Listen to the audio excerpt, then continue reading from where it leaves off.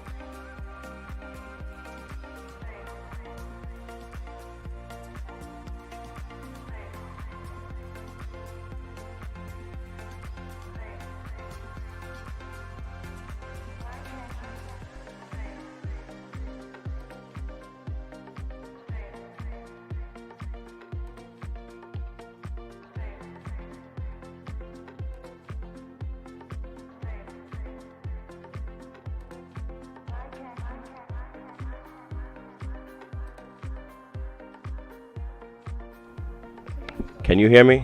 Can you guys hear me? Testing. Can you hear me? How's the audio sound? Hope I don't have any echoes. All right. This is so weird. Couple days ago, I mentioned a conspiracy theory that I had that I just made up in my head from observing the stuff that's been happening in this trial. Shane, how's my audio? How's my audio? Can you guys hear me? All right. First,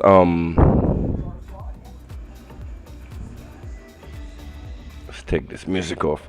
First, I wanna play this video for you guys to try to hopefully understand what was going through the jurors' head when they decided to give this girl 10 years.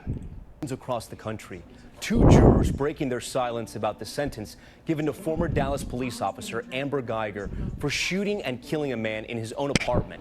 And we're now hearing from the victim's brother. ABC's Marcus Moore is in Dallas tonight. Two of the jurors who convicted former Dallas police officer Amber Geiger of murder tonight taking us into that jury room. There was a lot of crying. A lot of crying. Prosecutors were asking for 28 years. You all landed at 10.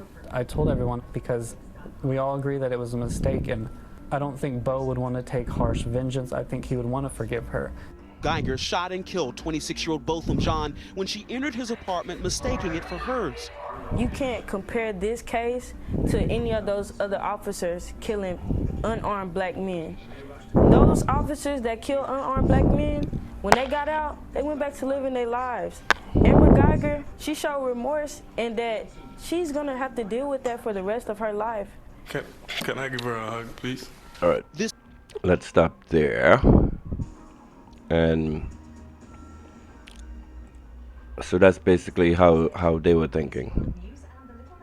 And there was this video that I wanted to show you. Where the hell is it? No, not that. We get to that later.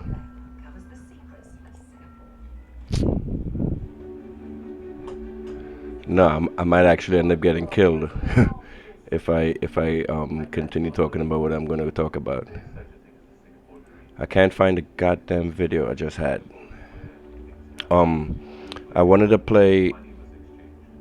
Oops, wrong screen.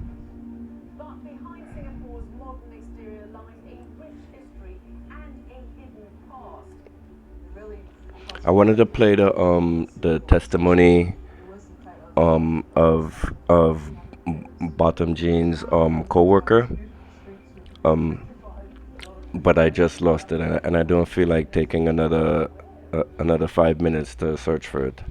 But anyway, this guy Bottom. My theory is this was a hit from the beginning.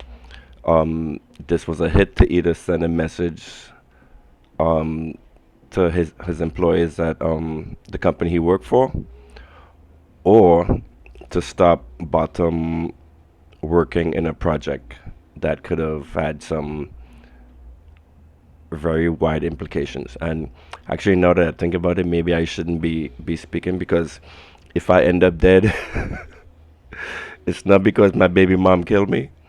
It's because I'm opening my mouth about this shit. Anyway, um,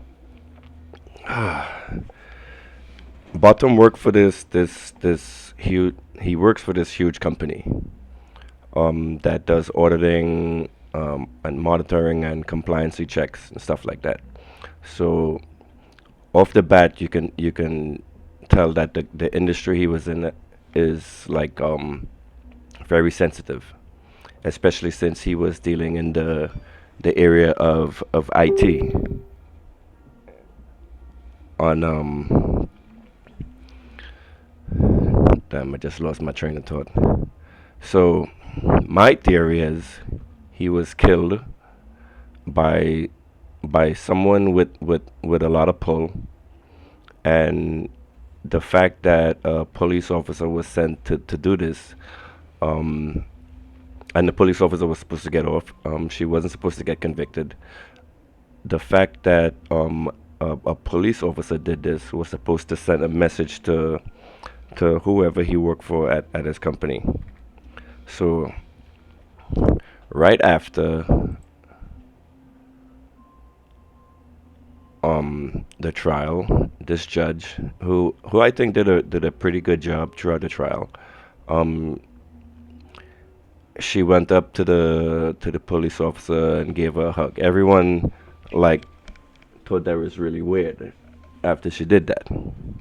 You know, especially since after this girl had just gotten a relatively light sentence for something she did.